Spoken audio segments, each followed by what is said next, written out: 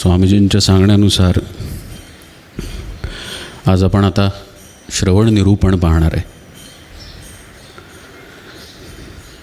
काय अलौकिक दिवस आहे.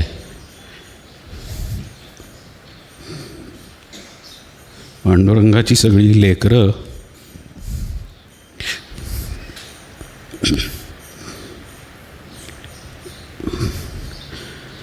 शरीराची तमा नाही, तान भुकेची तमा नाही.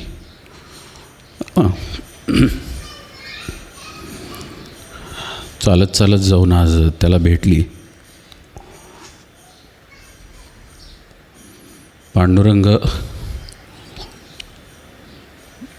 पांडुरंग स्वतःच स्वतःला भेटायला जातो आषाढीच्या दिवशी.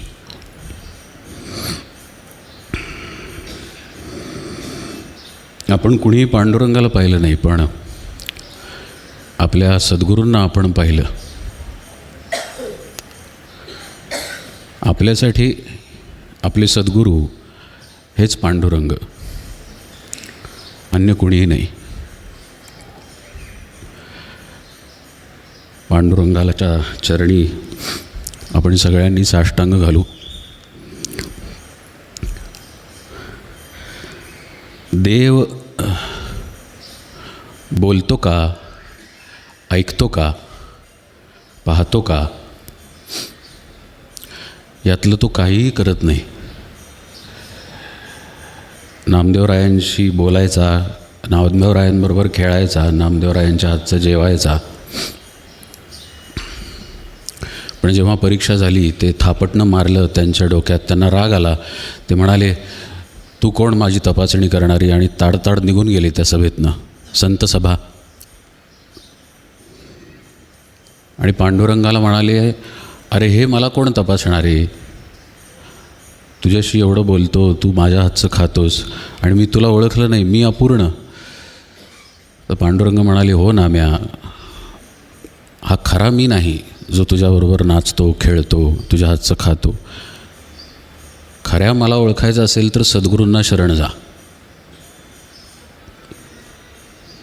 मग तूच अनुग्रह दे म्हणाले. तो अधिकार माझा नाही म्हणाले, तो सद्गुरूंचा अधिकार आहे. मग औंढ्या नागनाथाला गेले वगैरे वगैरे, सद्गुरूंकडून अनुग्रह घेतला. सांगायचा हेतू असा की तो जे नामदेव महाराजांना म्हणाला की हा मी नाही, हा खरा मी नाही, तिथं सगळं परमार्थाचं गमक आहे. पण हे कळत नाही ना. आपल्याला कुणीतरी सांगितल्यानंतर गोष्टी समजतात, कळतात, असं आहे. भगवंत बोलत नाही, पण भगवंत सद्गुरूंच्या मुखातून बोलतो. म्हणून श्रवण करावं ते सद्गुरूंच्या मुखातून करावं. सद्गुरू जे बोलतील ते ऐकणं म्हणजे श्रवण आहे. पण पहा, आपण हा प्रवास थोडासा पाहू की कुठल्या भूमिकेनं शिष्य सद्गुरूंना शरण जातो. काल आपण वैराग्य निरूपण पाहिलं. आपण हे पाहिलं की आपल्या भोगांच्या सीमा आपण ठरवल्या पाहिजेत. हे ठरलेलं आहे की आपल्या शरीराला विषयसंग होणार आहे, पण त्याच्या सीमा आपण ठरवून विवेकानं जगलं पाहिजे. वैराग्य म्हणजे भगवंताशिवाय अन्य काही नाही हे दृढ होणं, भगवंताशिवाय आणि कुणी माझं नाही हे दृढ होणं. हे सगळं आपण काल पाहिलं. ही तळमळ ज्यांच्या अंतरंगामध्ये येते त्यांच्यासाठी सद्गुरू माऊली पाझरते. तुम्ही वासरूला हंबरताना कधी पाहिलं आहे का? आईसाठी हंबरतं ते, आणि मग आईला पाना फुटतो, त्या गाईला पाना फुटतो. म्हणजे खरंच ना, खूप वेळ उपाशी राहून पाहावं जरा, म्हणजे अन्नासाठी कशी तडफड होते याचा अनुभव येईल आपल्याला. आणि खूप तडफड झाल्यानंतर आपण कसं खातो, अन्नाकडं कसं पाहतो, तसं ते वासरू तळमळत असतं. गाईला एकीकडं बांधलेलं असतं, वासराला एकीकडं बांधलेलं असतं, त्याला भूक लागलेली असते, हंबरतं. गाईचे डोळे पाहावेत अशा वेळी. तिला असं वाटत असतं कधी एकदा हे जवळ येते आणि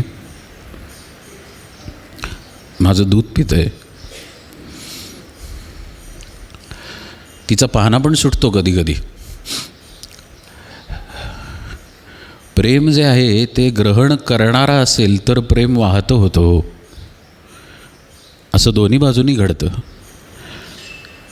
समर्थ दासबोधात स्पष्टपणे सांगतात, गुरु अधिकाराचा आहे पण शिष्य करंटा निघाला तर काही उपयोग होत नाही. आणि दुसऱ्या बाजूनं पण सांगतात, शिष्य परमाधिकारी आहे, अगदी तळमळीचा आहे, पण अधिकारी गुरुच मिळाला नाही तरी काही उपयोग होत नाही. दोन्ही बाजू लागतात.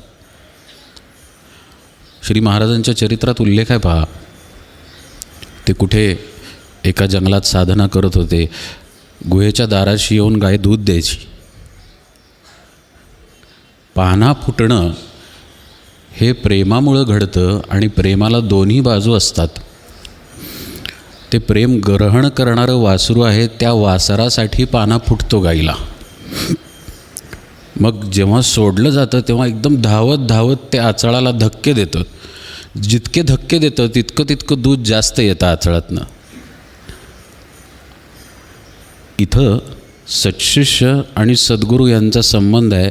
सद्गुरू दूध पाजतायत, अमृत पाजतायत आत्मबोधाचं, आणि तळमळीने शिष्य ग्रहण करतोय. ती तळमळ असेल तर तिथं श्रवण घडतं बरं का. म्हणून काल म्हटलं की आपण जो परमार्थ विचार पाहिला, जो वैराग्य विचार पाहिला, त्याच्या सुरुवातीला गणेश शारदा हा सगळा प्रवास पाहिला, हे सगळं डोक्यात ठेवून आता यायचं श्रवण निरूपण ऐकायला. म्हणजे ती सगळी तळमळ आठवायची, आत भाव साठवायचा आणि मग श्रवण निरूपण ऐकायचं. अशा तयारीनं ते श्रवण ऐकलं पाहिजे.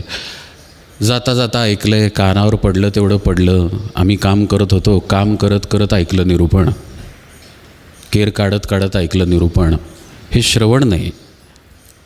एकाग्र होऊन सर्वांगाचे कान करून ऐकलं पाहिजे, ते श्रवण ठरेल. म्हणून पहा, दासबोध हा गुरु शिष्यांचा संवाद आहे. दास होण्यासाठी जो योग्य आहे त्याला दिलेला बोध आहे दासबोधामध्ये. आणि जो बोध मुरल्यानंतर जो दास होतो, तोच दास जेव्हा दासबोध करतो तेव्हा जो संवाद घडतो दोघांमध्ये, तो दासबोध आहे. बरोबर ना? म्हणजे त्याला एक प्रवास आहे. जसं आपण गोंदवल्यात आलो की गोंदवल्यात अगोदरपासूनच असलेलं कोणीतरी विचारतं कधी आला, तर आपण म्हणतो एक अर्धा तास झाला आलो. मग तो म्हणतो प्रवास कसा झाला, आपण म्हणतो ठीक झाला. मग तो म्हणतो वाटेत काही खाल्लं का, मग आपण म्हणतो खाल्लं नाही खाल्लं वगैरे. एकदमच वाटेत काही खाल्लं का असं तो विचारत नाही. म्हणजे क्रमाक्रमानं संवाद पुढं जातो. तसा दासबोधाचा संवाद क्रमाक्रमानं पुढं जात आहे. काहीतरी विचारतोय श्रोता, शिष्य, समर्थ उत्तर देत आहेत. काहीतरी परत शंका येते, परत उत्तर दिलं जात आहे. असा हा सतत होणारा प्रवास आहे. या प्रवासामध्ये वैराग्य निरूपण आलं आणि वैराग्य निरूपणाच्या आधारानं नवविधा भक्ती समर्थांनी सांगितली. श्रवण, कीर्तन, विष्णुस्मरण, पादसेवन, अर्चन, वंदन, दास्य, सख्य, आत्मनिवेदन.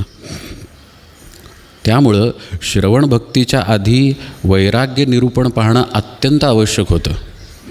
आता त्या निरूपणातल्या शेवटच्या ओव्यांचा आधार घेऊन आपण पाहू की कशी तळमळ आहे. आत्ता काही उदाहरणं आपण पाहिलीच, तरी पहा समर्थ काय म्हणतात. ऐकोनी बोले भाविक, कैसेनी घडे जी सार्थक, सांगा स्वामी यमलोक चुके जेणे, देवासी वास्तव्य कोठे, तो मज कैसेनी भेटे, दुःख मूळ संसार तुटे कोणे परी, धडपुडी भगवत प्राप्ती होऊन चुके अधोगती, ऐसा उपाय कृपामूर्ती मज दीनासी करावा, वक्ता म्हणे हो एक भावे भगवत भजन करावे, तेणे होईल स्वभावे समाधान. सांगितलं समर्थांनी की भगवत भजन करावं, समाधान मिळेल. श्रोता बघा ना त्याची अवस्था. कैसे करावे भगवत भजन, कोठे ठेवावे हे मन, भगवत भजनाचे लक्षण मज निरोपावे. ऐसा म्लान वदने बोले, धरिले सदृढ पाऊले, कंठ सद्गदित गळाले अश्रुपात दुःखे. हे जे आहे, ऐसा म्लान वदने बोले, धरिले सदृढ पाऊले, कंठ सद्गदित गळाले अश्रुपात दुःखे. म्हणजे तुम्ही आता ते सांगा मला, इतकी तळमळ आहे, इतकी तळमळ की त्याला राहवत नाही आहे. अश्रुपात होतो आहे आणि मग सद्गुरूंचे पाय धरलेत त्यानं आणि सद्गुरूंच्या पावलांवरती अश्रूंचा अभिषेक केलेला आहे आणि मग सद्गुरू त्याला श्रवण भक्ती सांगतात.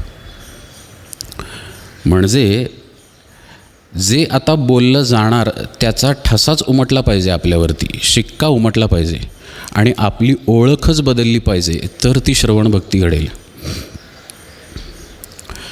असं पहा, आपण व्यवहारात म्हणतो ऐकलंस का माझं, असं म्हणतो. म्हणजे काय, जे सांगितलेलं आहे ते आचरणात आलं का असं विचारतो. नुसतं ऐकणं वेगळं आणि खरं ऐकणं वेगळं. खरं ऐकणं जेव्हा घडेल तेव्हा श्रवण भक्ती आपल्याच्यानं घडेल. या नवविधा भक्तींमध्ये भक्ती प्रकार जरी असले तरी भक्ती एकच आहे. नेने घाटावरती जी निरूपणं झाली तेव्हा सांगितलं होतं, तुकाराम महाराज म्हणतात, पेरी अनेक परी ऊस एक. तसं भक्तीचे प्रकार अनेक आहेत पण ऊस एकच आहे. श्रवण भक्ती म्हणजे निराळी आहे आणि नामस्मरण भक्ती निराळी आहे असा अर्थ नाही आहे. सर्व भक्तींचा संगम प्रत्येक भक्तीमध्ये आहे. श्रवणामध्ये पादसेवनही आहे, श्रवणामध्ये आत्मनिवेदन पण आहे, श्रवणामध्ये अर्चन वंदन आहे. तसंच वंदनामध्ये आत्मनिवेदन मिसळलेलं आहे, श्रवण पण मिसळलेलं आहे, सगळं एकमेकात मिसळलेलं आहे. पण याचे विभाग केले कारण प्रवेशानुसार सांगावं लागतं म्हणून. जसं आता काही जणांना काही कल्पनाच नव्हती एखाद्या विषयाची, पण निरूपणात ऐकल्यानंतर कळलं, अरे हो असं पण असतं, बरोबर आहे, मग असं आम्ही नाम घेत नव्हतो. इथे श्रवणातून प्रवेश झाला. लक्षात येते. म्हणजे सुरुवात आहे कुठेतरी. सुरुवात केल्याशिवाय आपल्याला कुठलाच प्रवास करता येत नाही. जसं जीवावरती संस्कार पहिल्यांदा श्रवणातूनच होतात, ते बाळ ऐकतं आणि मग भाषा बोलायला लागतं ना. तसंच परमार्थामध्ये पण आहे की सद्गुरूंकडं जाऊन श्रवण घडायला लागतं आणि मग श्रवणामधूनच त्या तत्वाशी एकतानता व्हायला लागते, आत मुमुक्षत्व प्रगट व्हायला लागतं. आपण अनेक संतांची चरित्र पहा, अभ्यासा. पुष्कळांनी त्यांच्या बालवयात श्रवण केलेलं आहे. कोणा कीर्तनकाराकडनं केलेलं आहे किंवा कोणा सत्पुरुषाकडनं केलेलं आहे, कोणा महात्म्याकडनं केलेलं आहे, पण श्रवण केलेलं आहे. इतकंच नाही, संत पदवीला गेल्यानंतरही त्यांनी श्रवण सुरू ठेवलेलं आहे. इतकं श्रवणाचं महत्त्व आहे. इतकं महत्त्व आहे की श्रवणासाठी आणखीन 2-3 समाज समर्थांनी सांगितलेले आहेत. असं हे श्रवण कशा प्रकारे केलं तर त्याचं रूपांतर भक्तीमध्ये होतं. समर्थ म्हणतात, विभक्त नसावे तरीच भक्त म्हणवावे. म्हणजे जिथं वेगळेपण आहे भगवंत आणि आपण, तिथं भक्त स्थिती नाही. जिथं एकपण आहे, एकपण फक्त एकच एक आहे, तिथे भक्तपण आहे. विभक्त नाही तिथं भक्तपण, अभक्त नाही तिथं भक्तपण. आलं लक्षात. पण ही टोकाची व्याख्या आहे. म्हणजे एव्हरेस्टचं शिखर आहे, कुठलाही गिर्यारोहक त्याच्या घरामध्ये एव्हरेस्टचाच फोटो लावतो, छोट्या डोंगराचा फोटो लावत नाही. जे मोठं शिखर आहे, जिथं पोहोचायचं आहे त्याचाच आदर्श ठेवलेला असतो, त्याचाच फोटो ठेवलेला असतो. आपण संतांचे फोटो का लावतो? घरामध्ये शोभून दिसतात म्हणून. आपला भाव आहे, आपली भक्ती आहे, आपण त्यांचे आहे, हा भाव तिथे आहे म्हणून फोटो लावतो. पण त्याच्या पुढचा अर्थ असा आहे की आपण त्यांच्यासारखं व्हायचं आहे. ते ज्या स्थितीमध्ये आहेत त्या स्थितीत पोहोचायचं आहे. ते जितके व्यापक आहेत तितकं व्यापक आपण झालं पाहिजे. तर या गुरुपौर्णिमेच्या उत्सवाला अर्थ आहे. म्हणजे ह्याच्यामध्ये उद्देश आहे. तसं ते फोटो ठेवण्यामध्ये पण उद्देश आहे की असं व्हायचं आहे बरं का. अणुरणिया थोकडा तुका आकाशा एवढा, असं तुकाराम महाराज म्हणतात. असं आकाशा एवढं आपल्याला व्हायचं आहे म्हणून तुकाराम महाराजांचा आदर्श समोर ठेवायचा. अशा प्रकारे परमार्थामध्ये जे ध्येय आहे ते आपल्याला श्रवणाच्या माध्यमानं गाठायचं आहे. पहिली पायरी श्रवण. आधी जायचं, तल्लीनतेनं एकाग्रतेनं ऐकायचं आणि मग त्याचं मनन चिंतन करत करत पुन्हा श्रवणाला यायचं. श्रवण करताना आपल्यामध्ये काही ठेवून श्रवण करायचं असत नाही. मला कळतं, मला माहीत आहे, हे काय सांगणार, हे मी वाचलंच आहे, असं असतं होय, असं थोडीच असतं, असं नसतं, तसं असतं, अशा प्रकारचे तर्क करत करत श्रवण करायचं असत नाही. रिकामं होऊन श्रवण करायचं म्हणजे मग श्रवण साठलं जातं. जसं भांड्यामध्ये आपण पाणी साठवतो, पण भोग पडलेलं भांडं असेल तर पाणी साठणार नाही, खालीच वाहून जाणार. ते जर पाणी साठलं भांड्यामध्ये तर ते आपल्याला नंतर ग्रहण करता येतं आपल्या सोयीनं, बरोबर आहे ना. तसं पूर्ण रिकामं होऊन शुद्ध चित्तानं श्रवण करायचं म्हणजे जे शब्द आतमध्ये येत आहेत ते साठवले जातात आपल्या अंतःकरणामध्ये. लक्षात येते ना. अंतःकरणात साठवल्यानंतर आपण श्रवण सोडून जेव्हा परत जातो तेव्हा ते साठवलेले शब्द आपल्या सोयीनुसार मननासाठी वापरता येतात. म्हैस रवंथ करते बा, काढून काढून तेच चावत बसते, बाहेर काढते चावते गिळते, बाहेर काढते चावते गिळते, बरोबर ना. तसं जे श्रवण घडलेलं आहे त्याचं सतत मनन चिंतन करायचं. तुकाराम महाराजांनी मार्ग सांगितला आहे हो. सोडू नये कीर्तन पुराण श्रवण मनन निधिध्यासन साक्षात्कार. मार्ग आहे परमार्थाचा, एकदम साक्षात्कार नाही. सोडू नये कीर्तन पुराण श्रवण पहिली पायरी आहे. सोडू नये ज्या अर्थी म्हणतात त्या अर्थी आपलं सुटतं हा अर्थ लपलेला आहे तिथं, म्हणून त्यांना सांगावं लागतं की श्रवण सोडू नये. सुटणारच ना. असं पहा, जेव्हा आपण एखाद्या गोष्टीपेक्षा दुसऱ्या गोष्टीला जास्त महत्त्व देतो तेव्हा ती गोष्ट, पहिली गोष्ट सुटतेच, सुटणारच हातची. आत्ता खरं हे श्रवण करताना कुणी प्रयोग करू नका, पण बाहेर पडल्यानंतर कुणी आपला मित्र ओळखीचा आपल्याला भेटला तर एक प्रयोग करून पहा. तो बोलत असताना आत्ता निरूपणात आपण काय ऐकलं याचा विचार करत करतच त्याचं बोलणं ऐका. 2 मिनिटांनी तुमच्या लक्षात येईल की तो आपल्याशी काय बोलला हे आपल्याला नीट सांगता येणार नाही. याचं कारण आपली आतली इंद्रिय एकदेशी आहेत. ज्यावेळी निरूपण श्रवणाचा अनुभव, तिथले शब्द आपण मनन करतो आहे त्यावेळी समोरचं बोलणं तितकंसं नीट आत येत नाही आहे. मग हाच न्याय निरूपण श्रवणाच्या वेळी पण नाही का. दुपारच्या प्रसादाचं चिंतन, त्याचे विचार करत जर आपण आत्ता श्रवण केलं तर हे श्रवण पोचणार कसं. म्हणून रिकामं होऊन श्रवण करायचं, मग ते साठवलं जातं, मग ते आपल्याला जीवनात उतरवता येतं. एकदम जाग येते. कुठेतरी किल्ली ठेवलेली असते, आपल्याला आठवत नाही, एकदम लक्षात येतं अरे तिथं आहे किल्ली. तसं श्रवण जर आत साठवलं असेल की महाराज असं म्हणतात, असं एकदम आतून येतं आणि त्याचा परिणाम आपल्या वृत्तींवरती व्हायला लागतो. श्रवण ही भक्ती तेव्हा होते जेव्हा श्रवण आपल्याला भक्त अवस्थेमध्ये नेतं.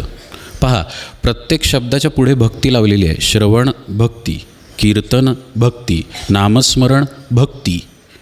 म्हणजे आधी काय सांगितलेलं आहे, आधी प्रक्रिया सांगितलेली आहे आणि नंतर अवस्था सांगितली आहे. श्रवण ही प्रक्रिया आहे, त्या प्रक्रियेतून भक्त अवस्थेमध्ये यायचं आहे तर श्रवण भक्ती घडेल. आलं लक्षात. श्रवण करून त्या अवस्थेमध्ये उतरायचं आहे तर श्रवण भक्ती घडेल. श्रवण भक्तीचं एक अगदी साधं सोपं पण आपल्याला आचरायला अत्यंत कठीण असं उदाहरण. जोशी नावाचं कुटुंब गोंदवल्यात राहायला आलेलं, चरित्रात उल्लेख आहे. त्या गृहस्थांच्या मुलीला, नाही त्यांनाच महारोग झालेला होता, जोशींनाच महारोग झालेला होता आणि महाराज म्हणाले थांबा इथे, रामाचा प्रसाद घ्या, तीर्थ घ्या, म्हणून महाराजांनी ठेवून घेतलं. त्यांचा महारोग गेला पण त्यांच्या मुलीचं लग्न व्हायचं होतं, ती काळजी होती त्यांना. ते श्री महाराजांना म्हणाले की मुलीचं लग्न व्हायचं आहे, शेजारी भाऊसाहेब उभे होते, भाऊसाहेब केतकर. श्री महाराज भाऊसाहेबांकडं म्हणून बघून म्हणाले, भाऊसाहेब तुम्हाला करून घ्या यांची मुलगी. बरोबर ना? आठवतोय का प्रसंग? त्याच्यावरती भाऊसाहेब केतकर जे म्हणाले, जी महाराज याला श्रवण भक्ती म्हणतात. म्हणजे श्री महाराजांच्या मुखातून शब्द बाहेर आला, खूप गांभीर्यानं ऐका बरं का हे. श्री महाराजांच्या मुखातून शब्द बाहेर आल्यानंतर त्याच्यावरती काही विचारच नाही, तर्क नाही, तो आला आणि तो स्वभावच बनला की असं कर जी महाराज. बोलता बोलता आपण जी जी करतो दुसऱ्याला, ती जी जी करणं वेगळं. आणि जेव्हा भाऊसाहेब म्हणतात जी महाराज, ती श्रवण भक्ती आहे. म्हणजे सद्गुरू जेव्हा सांगतात की तू तेच ब्रह्म आहेस, हे ऐकल्यानंतर तेच जो होतो तिथं श्रवण भक्ती घडते. या अर्थाची ज्ञानेश्वरीमध्ये ओवी आहे की जो अधिकारी शिष्य असतो त्याला ब्रह्माचा उपदेश केल्या केल्या तो ब्रह्म म्हणूनच उठतो, असं माऊली म्हणतात. हे जेव्हा घडतं तेव्हा तिथं श्रवण भक्ती घडते. आता ही थोडी टोकाची उदाहरणं झाली. प्रत्येकजण त्या त्या अवस्थेमध्ये कसं असणार, म्हणून आपण प्रत्येक गोष्टी अभ्यासानं समजून घेऊया की या श्रवण भक्तीमध्ये आपल्याला कसं शिरता येईल.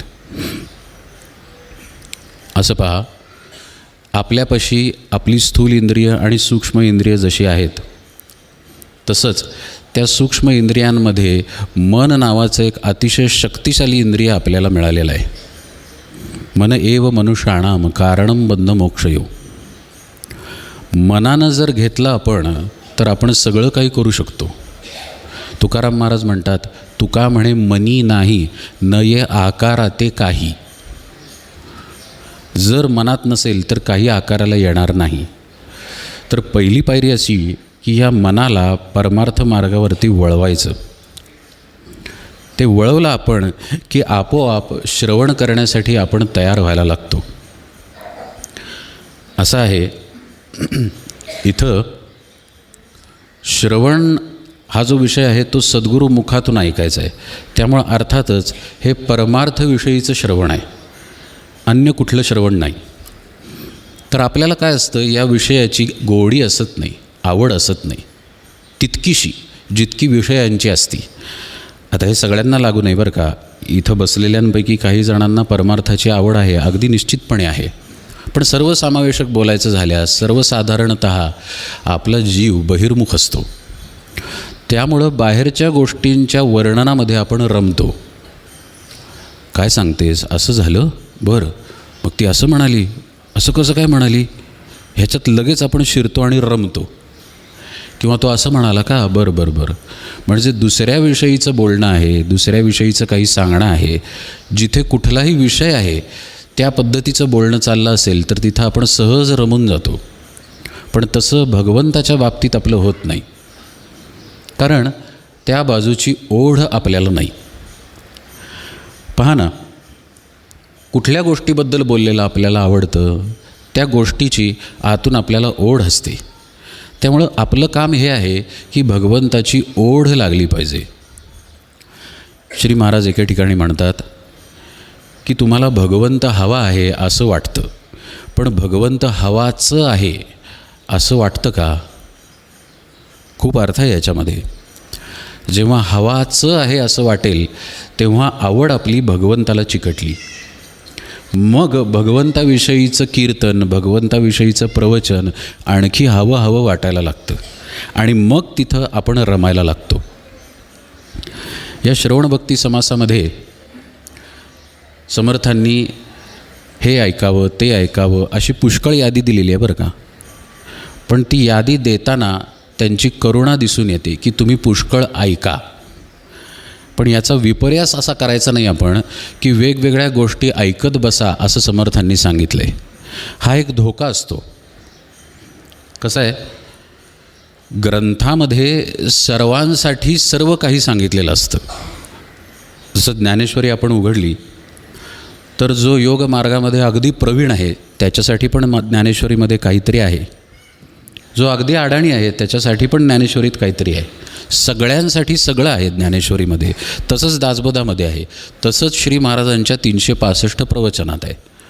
म्हणूनच गोंधळ होतो की श्री महाराज एकीकडं म्हणतात कसंही नाम घ्या, पण दुसरीकडं म्हणतात वृत्ती सांभाळून घ्या. काल आलेला ना विषय, हा घोळ त्यामुळं होतो. सगळ्यांना सगळा उपदेश केलेला आहे म्हणून. पहा ना, या श्रवण निरूपणातल्या ओव्या जर आपण पाहिल्या तर भजन कसं करावं, पूजन कसं करावं, दुग्धाहारी, निराहारी, फळाहारी, पर्णाहारी सगळं काही ऐकावं असं समर्थ म्हणतात. नाना मुद्रा, नाना आसने, नाना देखणी लक्षस्थाने, पिंडज्ञाने, तत्त्वज्ञाने कैसी ते ऐकावी.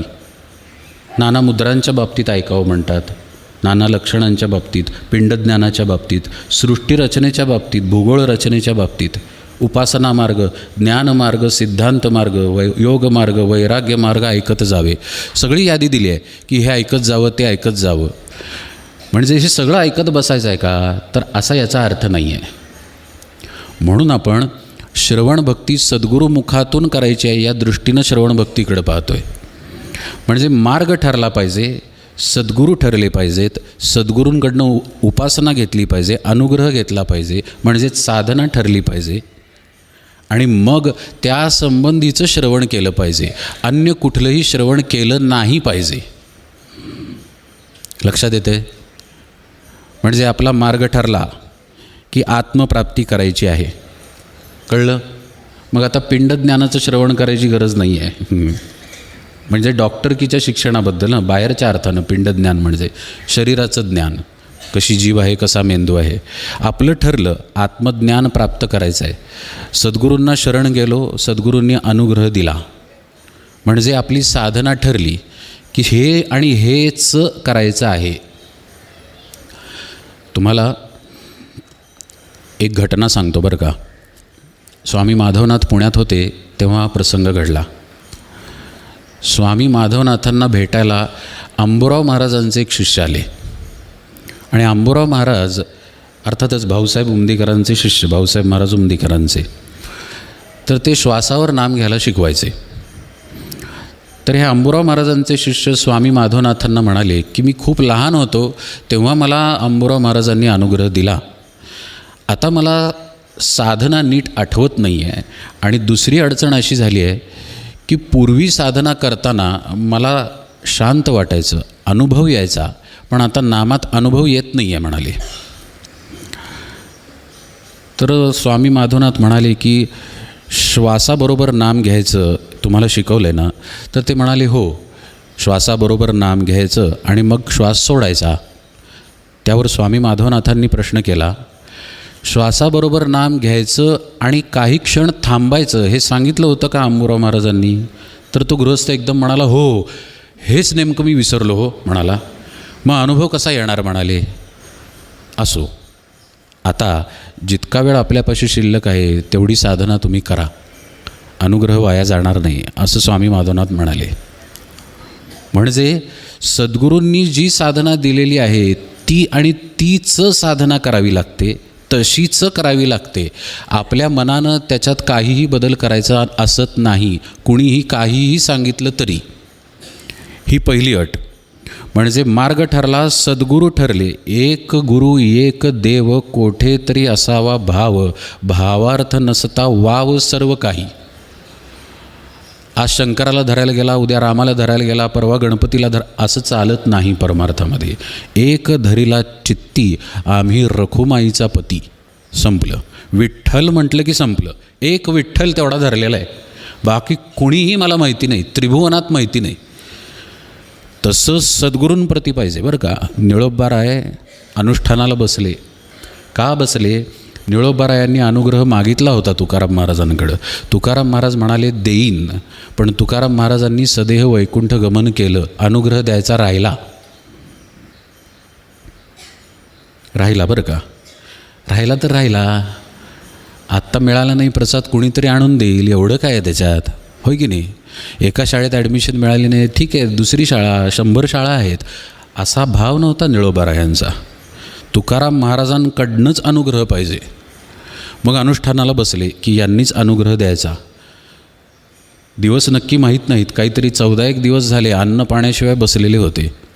साक्षात परमात्मा पांडुरंग प्रगट झाला समोर. बोल म्हणाला, काय हवं आहे? अनुग्रहच ना, मी देतो म्हणाला. निळोबाराय म्हणाले, पहा बरं का, ऐका, हे अनुष्ठान तुझ्यासाठी मांडलेलं नाही. त्यांचा अभंग आहे पण मला पाठ नाही. त्या घटनेचा अभंग आहे निळोबारायांचा. हे अनुष्ठान तुझ्यासाठी मांडलेलं नाही. तू त्या भक्त प्रल्हादासाठी प्रगट झालास, इथं कशासाठी आलायस असं त्या अभंगात लिहिलेलं आहे. हे अनुष्ठान तुकाराम महाराजांसाठी मांडलेलं आहे. तुझी इथे काही गरज नाही असं परमात्म्याला म्हणाले निळोबाराय. म्हणजे परमात्म्याच्या वरती तुकाराम महाराज. सद्गुरू आपले परब्रह्माच्याही वर असतात. आणखी काही दिवस गेल्यानंतर तुकाराम महाराज प्रगट झाले. तुकाराम महाराजांनी अनुग्रह दिला, देणारच ते. असं पाहिजे बरं का. दासराम महाराज एके ठिकाणी म्हणतात की ब्रह्म निश्चळ आहे, अक्रिय आहे, काहीही करत नाही. पण सद्गुरू सगळं काही करतात. इतकंच नाही, ब्रह्मस्वरूप करतात शिष्याला. म्हणून परब्रह्मापेक्षा सद्गुरू श्रेष्ठ आहेत. म्हणजे आधी सद्गुरू ठरले पाहिजेत, साधना ठरली पाहिजे, आणि मग त्या साधनेसंदर्भातलं त्या सद्गुरूंकडून श्रवण केलं पाहिजे. तर आपण भक्ती या अवस्थेमध्ये जाऊ. गावोगावी श्रवण करत फिरलं, हे शिबिर भरलं आहे तिकडं जाऊन श्रवण केलं, ते शिबिर भरलं आहे तिकडं जाऊन श्रवण केलं, तर त्यानं आपल्या हाताला करमणूक पडते, खरं श्रवण घडत नाही. सात्विक करमणुकीसाठी परमार्थ मार्ग नसून आत्मोद्धारासाठी परमार्थ मार्ग आहे. म्हणजे जिथं आपले सद्गुरू आहेत तिथंच जायचं आणि त्यांचंच ऐकायचं किंवा त्यांच्या तत्त्वज्ञानाचा विस्तार ऐकायचा. जसं आपण सगळ्यांनी परमपूज्य बेलसरे महाराजांचं ऐकलं, कारण त्यांनी महाराजांच्या तत्त्वज्ञानाचा विस्तार केला. आता श्री महाराज देत नाहीत ना, तसं सद्गुरू योजना करतात, शिष्यांसाठी पुन्हा पुन्हा येतात, शब्द पोहोचवतात. आपण समोर हजर पाहिजे आणि त्या तळमळीनं हजर पाहिजे, ज्या तळमळीनं ते वासरू ढुशा देतं, तर आपल्याकडनं श्रवण घडेल. पहा, काही जणांना काही आक्षेप वाटेल याच्यामध्ये, पण ही परमार्थातली रोकडी सत्यता आहे. जिथे जिथे जाऊ तिथे तिथे वेगवेगळ्या व्यक्ती वेगवेगळ्या अंगानं परमार्थ सांगतात. व्यक्ती कुठलीही चुकीची असत नाही. परमार्थ आणि वेदांत चुकीचा असा कोणी सांगत नाही. श्री महाराज एके ठिकाणी म्हणतात की ढोंगी व्यक्ती जरी असला तरी तो वेदांत बरोबरच सांगतो, असं श्री महाराजांचं वाक्य आहे. तो काही चुकीचं सांगणार नाही. म्हणजे तो माया श्रेष्ठ आहे ब्रह्मापेक्षा असं सांगणार नाही, ब्रह्मच श्रेष्ठ आहे सांगेल. पण तो सांगायला योग्य आहे का? सांगण्यासाठी त्याला त्याच्या सद्गुरूंनी बसवलं आहे का? हे पाहणं आवश्यक आहे. कारण परमार्थामध्ये आत्मप्राप्तीचं ज्ञान हे परंपरेनं वाहवत यावं लागतं. ज्ञानेश्वरी तुम्ही जर पाहिली तर जवळजवळ प्रत्येक अध्यायामध्ये ज्ञानेश्वर महाराजांनी निवृत्तीनाथांना वंदन केलेलं आहे, त्यांची स्तुती केलेली आहे. इतकी केलेली आहे की थकतात शेवटी. निवृत्तीनाथ महाराज थकून म्हणतात की पुरे, आता विषय पुढे नाही, असं म्हणतात की नाही. म्हणजे सद्गुरूंनी सांगायला बसवलं, मग माऊली बसले, मग ते सांगायला लागले, मग त्यांच्याकडनं श्रवण करायचं, तर आपण माऊली ज्या अवस्थेमध्ये आहेत त्या अवस्थेमध्ये शिरतो. हे श्रवण भक्तीचं वर्म आहे. वर्म हे वर्म न ओळखता आपण जो बोलतो आहे त्याला ऐकायचं. जिकडं कुठलं बोललं जातं आहे तिकडं जायचं, परत ऐकायचं. असं ऐकून ऐकून परमार्थामध्ये व्हरायटी शो करायचा असत नाही. आपण थोडा तर्क लावू ना, परमात्मा एकच आहे की नाही, बरोबर ना? जागे आहात ना? परमात्मा एकच आहे की नाही? बरं, परमात्माकडं जाण्याचा मार्ग पण एकच आहे. पद्धती वेगळ्या वेगळ्या आहेत, योगमार्ग असेल, भक्तिमार्ग वगैरे वगैरे, ह्या पद्धती आहेत, पण मार्ग एकच आहे. तो म्हणजे देहबुद्धी ते आत्मबुद्धी करावी, हा एकच मार्ग आहे परमार्थामध्ये, अन्य कुठला मार्ग नाही. हां, म्हणजे मार्ग ठरला, भगवंत पण एक ठरला, त्याच्या बाबतीतला उपायही आपल्याला दिला गेला. तो उपाय आता एकनिष्ठेनं करणं आपल्या हातात आहे ना. मग त्यासाठी तो उपाय वेळ घेतो. पहा बरं का, आपल्याला समजा गळ्यामध्ये इन्फेक्शन झालं, आपण डॉक्टरांकडे जातो. आपल्या आपल्याला माहितीच असत नाही आधी इन्फेक्शन झालं आहे का काय आहे. आपल्याला ताप येत असतो, म्हणजे होतं एक आणि घडतं भलतंच, असं आहे बरं का शरीराचं. इकडे इन्फेक्शन आहे गळ्यामध्ये, पण अंगात कसर येते, गरमपणा हातावरती कपाळावरती जाणवतो, काही कळत नाही आपल्याला. आपल्याला काही कळत नाही म्हणून आपण डॉक्टरांच्याकडे जातो. शब्द लक्षपूर्वक ऐका बरं का, हलके फुलके असले तरी. आपल्याला काही कळत नाही म्हणून आपण डॉक्टरांकडे जातो. मग डॉक्टर तपासतात आणि सांगतात की ह्या 10 दिवसांच्या गोळ्या आहेत, हे असं असं पथ्य आहे, घ्या. बरं, आपण घेतो. आपल्याला काही माहिती नाही गोळीत काय आहे, आपण घेतो की नाही, म्हणजे विश्वास आहे. मग घरी आल्यानंतर समजा एक गोळी घेतली, 2 तास झाले गोळ्या घेऊन, 3 तास, चला परत डॉक्टरांकडे गेला आणि म्हणाला गोळी घेतली की डॉक्टर काहीच झालं नाही.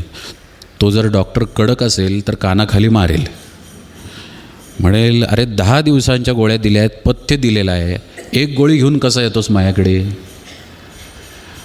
असं सेम टू सेम असंच्या असं परमार्थामध्ये आहे. असं पहा, सगळ्या संतांनी वर्णन केले की नाही, भवरोग कसा आहे, अति दुस्तर आहे म्हणतात संत. आपल्याला वाटतो का? आपल्याला नाही वाटत. आपल्याला आपल्यापाशी असलेली साडी, शर्ट, गाड्या, पैसा, दागिने, मोबाईल, सगळं आपल्याला इतकं छान वाटतं, AC ची हवा. मग ह्याच्यामध्ये दुःख काय आहे, कुठे काय आहे, काहीच नाही. हवं ते पोटाला मिळतं आहे, हवा तेवढा पैसा आहे, मुलं बाळं उच्च शिक्षित आहेत, परदेशात आहेत, नाहीत, सगळं छान आहे की. मग भवरोग काय एवढा दुस्तर वगैरे, काय काय चाललं आहे. म्हणजे आपल्याला तो रोगच झालेला नाही आहे, जो झाला आहे हे संत सांगतायत. म्हणजे आपल्याला कळलेलंच नाही आहे की हा रोग आहे आपल्यापाशी. आपल्याला रोग झाला नाही आहे म्हणजे आपल्या सापेक्ष झाला नाही आहे. आपल्याला झाला आहे परमार्थाचा रोग, म्हणजे परमार्थ नकोसा झाला आहे. आळस म्हणजे साधनाचा कंटाळा असं संत म्हणतात, तसं आपलं झालेलं आहे. म्हणजे परमार्थामध्ये आळशी झालो आहे आणि प्रपंचामध्ये अगदी तरतरीत. म्हणजे 2 कोटीची डील आहे तर अगदी 4 दिवस झोपणार नाही, पण ती डील करून येणार तो. पण 4 दिवस न झोपता रघुपती राघव राजाराम पहारा दे म्हटल्यानंतर हातपाय कापायला लागतात. थोड्या वेळानं मोबाईलकडे लक्ष जायला लागतं. बरोबर आहे ना. म्हणजे आपण आजारी आहे हेच आपल्याला माहिती नाही आहे. मग हे कळणार कसं? श्रवणातून कळणार. श्रवणामध्ये गेल्यानंतर कळेल की आपण आजारी आहे.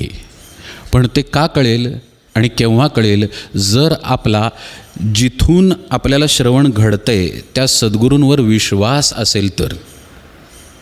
विश्वास तो देव म्हणून जोडियेला भाव. विश्वास हा देवच आहे असं संत म्हणतात.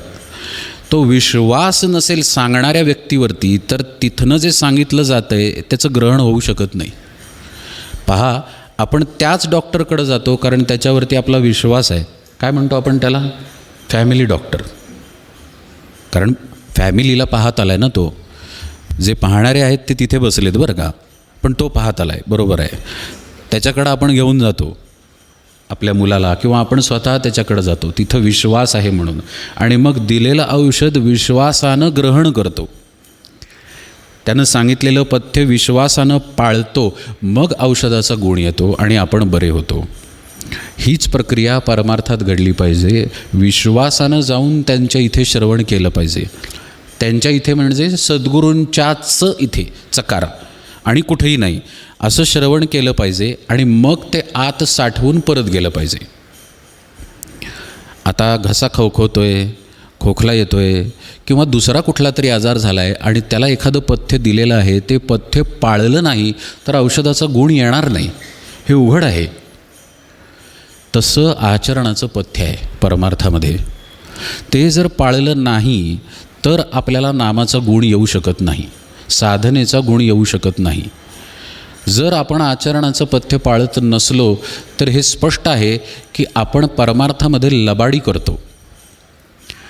म्हणजे जातो तर सद्गुरूंच्या चरणी, महाराज मला पदरात घ्या म्हणून, पण आपली भोगासक्ती मात्र तशीच ठेवतो.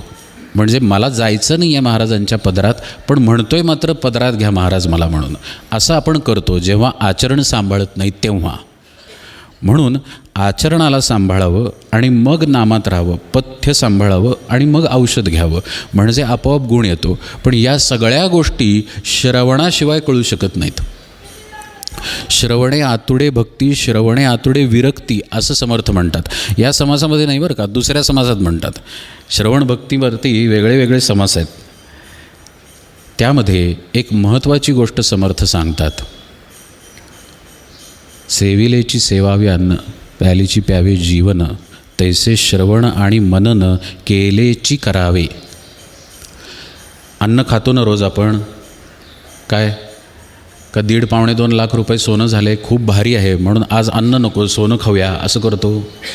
अन्नच खातो आपण रोज, तेच पाणी पितो, तसं तेच श्रवण करायचं. इथं श्रवणाला आपण आलात तर इथं देहबुद्धी टाकायची आहे, इंद्रियांचा लय आत्मस्वरूपामध्ये करायचा आहे. या व्यतिरिक्त वेगळं काहीही ऐकायला मिळणार नाही. हेच ऐकायला मिळणार आहे वेगवेगळ्या प्रकारांनी. पण तेच पुन्हा ऐकलं की वृत्ती तिकडं वळायला लागतात. समर्थ म्हणतात केलेची करावे. या विषयाकडं आपण थोडं सखोलतेनं पाहूया. श्रवण मनन केलेची करावे यातल्या चकाराचा अर्थ असा आहे की आपल्या सगळ्या गोष्टी बाजूला ठेवून श्रवणाला पहिल्या नंबरवरती आणून ठेवावं. म्हणजे केंद्रबिंदू परमार्थ श्रवण पाहिजे आपल्या दिवसाचा, आणि त्या श्रवण मननानं आपल्या दिवसाला व्यापलं पाहिजे. असं पहा, आता महिला वर्गांच्या दृष्टीनं सांगायचं झाल्यास आपली काहीतरी इथं गोंदवल्यात सेवा आहे, बरोबर. कोणाची सेवा नसेल, कोण नुसते आले असतील नामस्मरणाला, दिवसभरात वेगळी कामं असतील, पण त्या कामांमध्ये श्रवण मात्र करायचंच आहे असा निश्चय पाहिजे. मग ते जे श्रवण झालं ते प्रत्येक कामात सोबत घेऊन गेलं पाहिजे. कोण दुधाचं काम सांभाळेल, कोण फुलांचं काम सांभाळेल, कोण आणि कुठल्या आराशीचं रांगोळीचं काम सांभाळेल. ते सांभाळत असताना ते श्रवण आत घुमलं पाहिजे. श्रवण जर नसेल तर आपल्या मनाला सवड मिळते इकडं तिकडं फिरायची, चित्ताला सवड मिळते इकडं तिकडं फिरायची. पुरुषांच्या बाबतीत सांगायचं झाल्यास कुठलीही सेवा चालू असेल, मग ती स्वयंपाकघरातली असेल, नाहीतर इथली केर काढायची असेल, सतरंजा घालायची असेल, कुठलीही सेवा चालू असेल तर त्या पूर्ण सेवेच्या दिवसामध्ये श्रवण मध्यवर्ती पाहिजे आणि मग त्या सेवेमध्ये आपण पाहिजे. म्हणजे श्रवणामध्ये जे ऐकलं त्याचंच आत चिंतन चालू पाहिजे आणि देहानं कर्म चालू पाहिजे.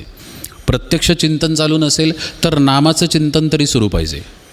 हे जर पथ्य आपण पाळलं नाही तर दुसऱ्यांचे दोष दिसणं, दुसऱ्यांमधले गुण दिसणं, तिकडं लक्ष जाऊन त्याबद्दलचं गॉसिपिंग ज्याला म्हणतात ना इंग्लिशमध्ये, ते घडायला लागतं. सारखं गॉसिपिंग, एकमेकांबद्दल बोलायचं, हे करू शकत नाही आपण जर आपण श्रवणाच्या ठिकाणी स्थिर राहिलो तर.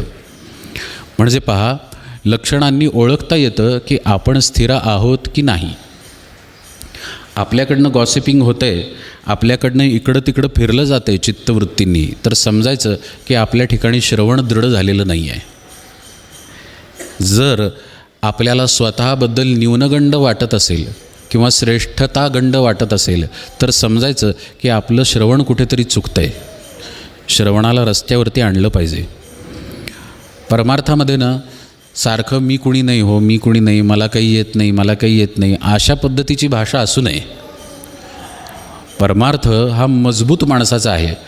ठामपणे म्हणावं की मी महाराजांचा आहे, मी माझ्या सद्गुरूंचा आहे असं ठामपणे म्हणावं आणि ठामपणे नामात राहावं. पहा, जेव्हा विषयभोग घेण्याची वेळ येते तेव्हा आपण असं म्हणत नाही हो मी कुठला विषयभोग घेणारा, मायाच्यानं काही होत नाही, तेव्हा आपण असं म्हणत नाही. तेव्हा आपण यथेच्छ भोग घेतो. पण नामस्मरण करायची किंवा ध्यानाला बसायची वेळ आल्यानं ठेव, एवढं कुठलं नाम मायाच्यानी होणार, असले कुठलेही गंड आपल्यात आणू नयेत. म्हणजे ही साधना आपल्याकडून होईल की नाही अशा पद्धतीची साशंकता येत असेल तर लक्षात ठेवावं की आपलं श्रवण चुकतं आहे.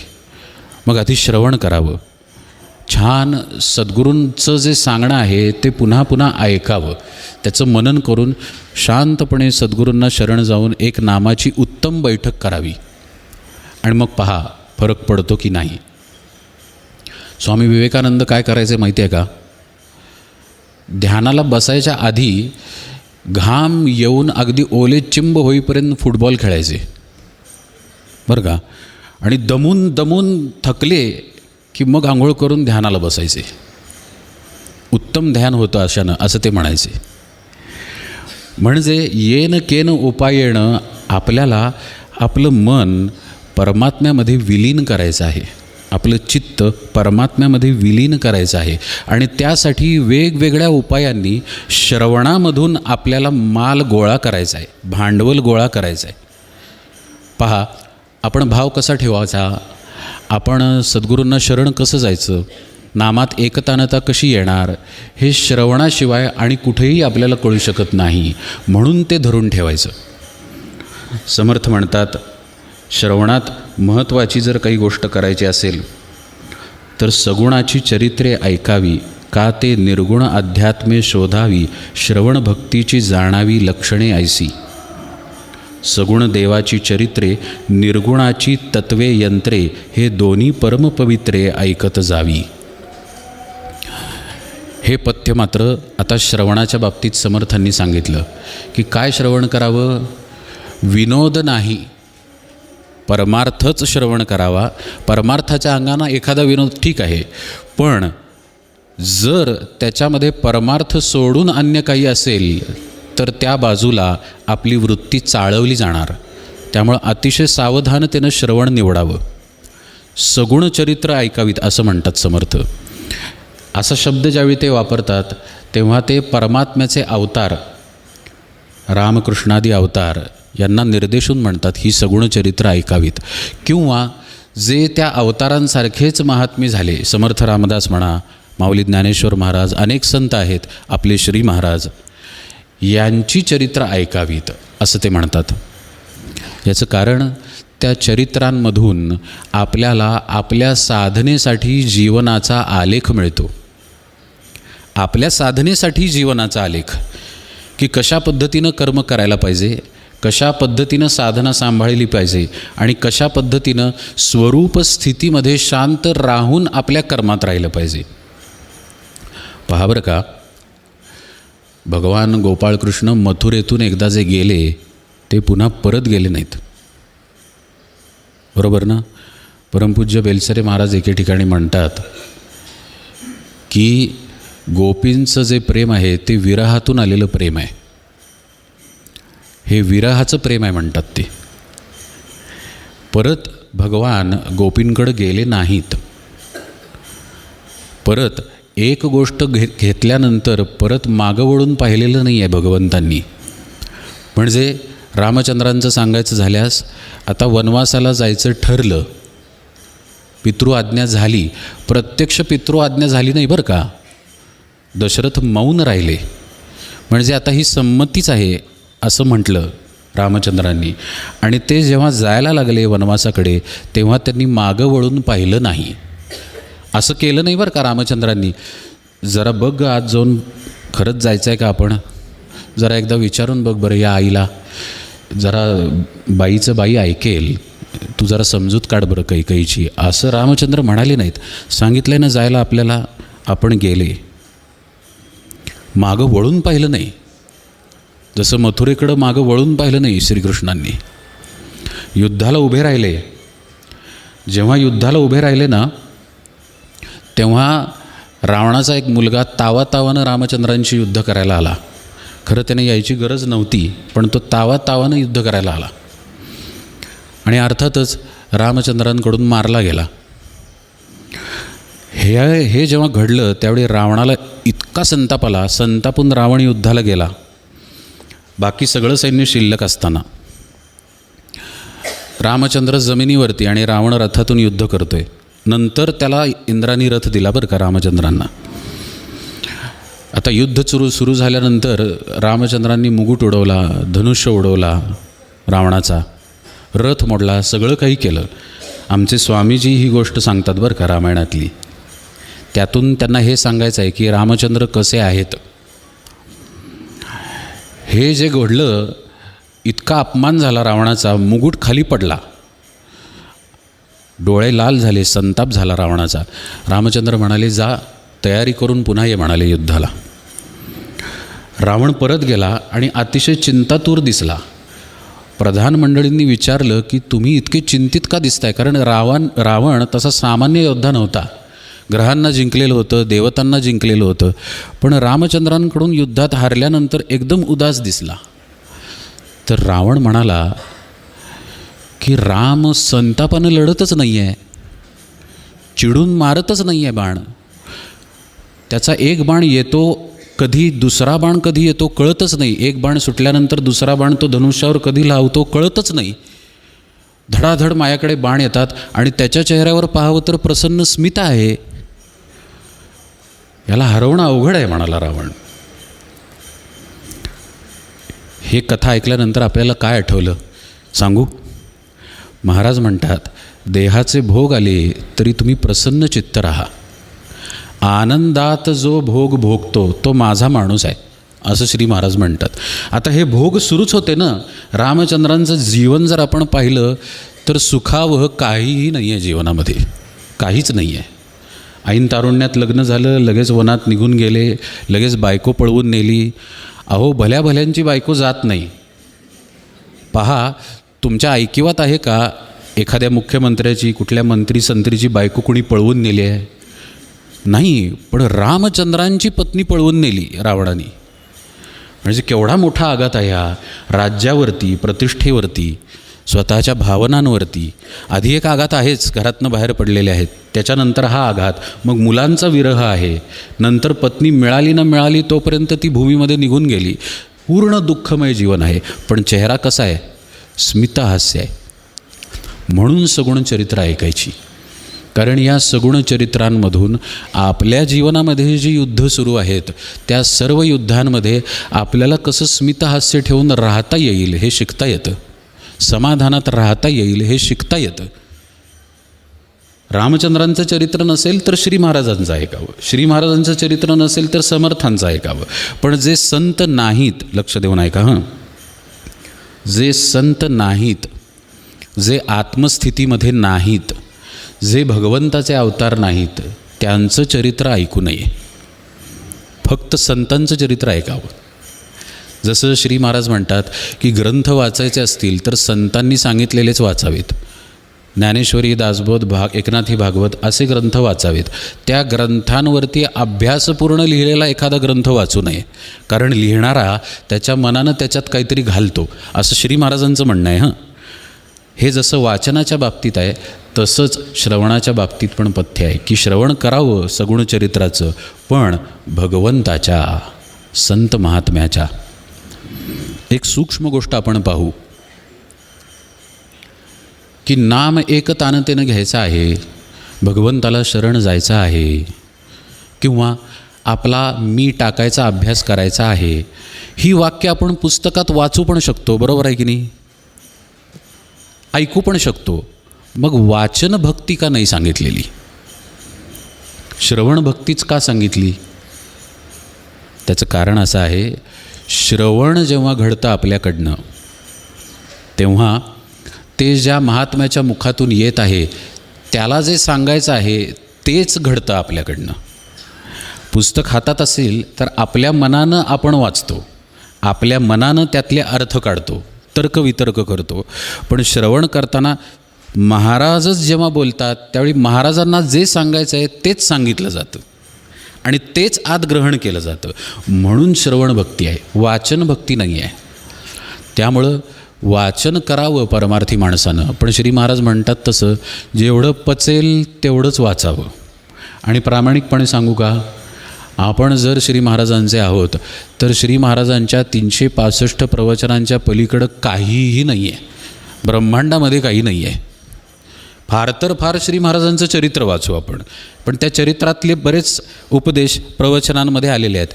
आणि समजा आचरणातलं काही पाहायचं असेल तर चरित्रातले प्रसंग आहेतच, कसं प्रेमानं वागायचं वगैरे वगैरे. त्यामुळं असा प्रसंग एक घडला. दोघेही विद्वान पुरुष, दोघेही अत्युच्च पातळीचे साधक, आंतरिक अनुभव असलेले परमपूज्य बाबा बेलसरे आणि परमपूज्य गुरुदेव रानडे. गुरुदेव रानडेंना बाबा बेलसरे भेटायला गेले तेव्हा गुरुदेव रानडेंच्या पुस्तकांवरती धूळ बसलेली होती. ते पाहून परमपूज्य बेलसरे महाराजांना आश्चर्य वाटलं. अहो तुम्ही एवढे व्यासंगी, पुस्तकांवरती धूळ? गुरुदेवांचं उत्तर पहा. अहो नामाची गोडी लागल्यानंतर पुस्तकांची काय किंमत म्हणाले. म्हणजे वाचनातून भक्ती घडत नाही, पण श्रवणातून भक्ती घडते. कारण येणारा उपदेश सद्गुरूंच्याच आतून येत असतो. म्हणून आता आणखी खोल जाऊन अगदी थोडक्यात, कारण 4:57 झाले हो, असो, अगदी खोल जाऊन आणखी थोडक्यात श्रवण भक्तीचा अर्थ पाहूया. नाम साधनेमध्ये जेव्हा आपण तल्लीन होऊन जातो, नामाची धार आत लागलेली असते आणि आपलं मन अगदी सूक्ष्म झालेलं असतं. इतकं सूक्ष्म की कुठलाही तरंग वरती येत नाही आहे, कुठलीही वृत्ती वरती येत नाही आहे. अशा वेळी आपण ब्रह्मस्थितीमध्ये असत नाही, पण ब्रह्माचा आधार मात्र तिथे आहे. आपलं आत्मस्वरूप स्पंदन रूपानं आतमध्ये असतं बरं का. ते स्पंदन शांत असतं आणि शांत स्वरूपाचं ते स्पंदन कुठल्याही, इंग्लिशमध्ये एक शब्द आहे इंटरप्शन शिवाय, कुठल्याही इंटरप्शन शिवाय नादाच्या मार्फत आपल्या अनुभूतीला येतं. आणि हे नाद आपल्या या कानांनी ऐकता येत नाहीत, स्थूळ कानांनी. याला अनाहत नाद असं म्हणतात. एक प्रसंग असा घडला की गुरुदेव रानडे ध्यानाला बसलेले आणि त्यांना घंटानाद ऐकू आला. त्यांच्याजवळ एक जण बसलेले, त्यांना ते म्हणाले की कुठल्या मंदिरात घंटा वाजवत आहेत का, जरा पाहून ये बरं. तो व्यक्ती जाऊन आला. सगळी मंदिरं बंद होती, मंदिरातली माणसं पण बंद होती.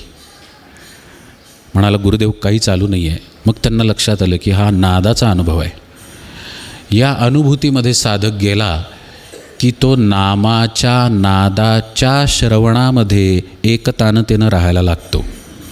इथं कुठलाही शब्द असत नाही, इथं कुठलाही उच्चार असत नाही, इथं केवळ नाद असतो जो आतल्या ब्रह्मस्थितीतून बाहेर आलेला असतो. कळतंय का? अशा नादाचं श्रवण अंतरामध्ये जो आत्माच आहे त्याला घडत असतं. ही अत्यंत सूक्ष्म आणि शांत अवस्था आहे साधनेतली.